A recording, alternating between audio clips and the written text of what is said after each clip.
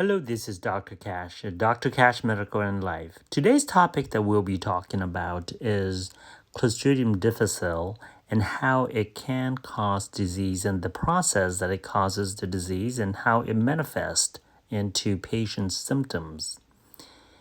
The infection itself usually starts out with orophycal ingestions. Infection can certainly be spread in the hospital setting as well. The signs and symptoms of Clostridium difficile infections initially may just begin with nausea, vomiting, significant amount of diarrhea. Usually the diarrhea will be very frequent, profuse, and watery. That means that it can happen several times within 1 hour and can certainly cause significant risk for dehydration, in particularly in the elderly patients. The diarrhea itself may sometimes become bloody if the inflammation is significant enough. Usually the infection is preceded by some usage of antibiotics.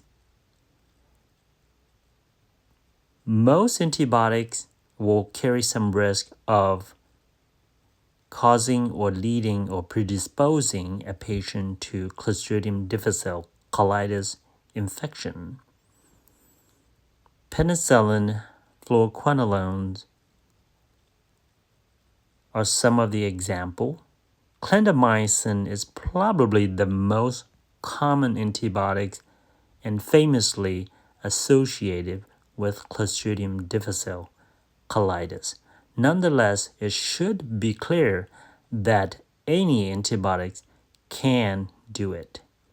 Once the infection takes place, the bacteria will then grow and overtake the healthy environment and flora of the gut, particularly the colon, and will destroy the healthy cells.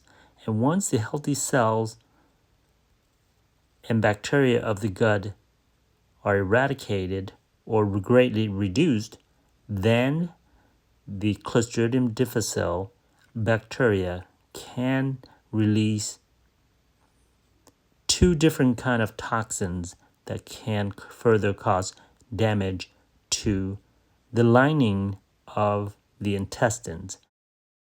Toxin type A and toxin type B both will work together and cause great destruction to the lining of the intestine, leading to the symptoms of the infection.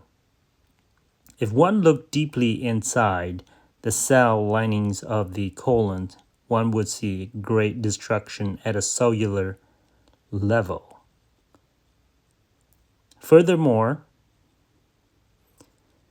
the destruction of the cells then will lead to dissolution and occasionally can lead to bowel obstruction, even perforation, and the patient can get very sick and potentially die.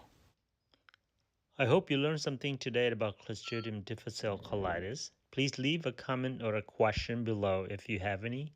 God bless.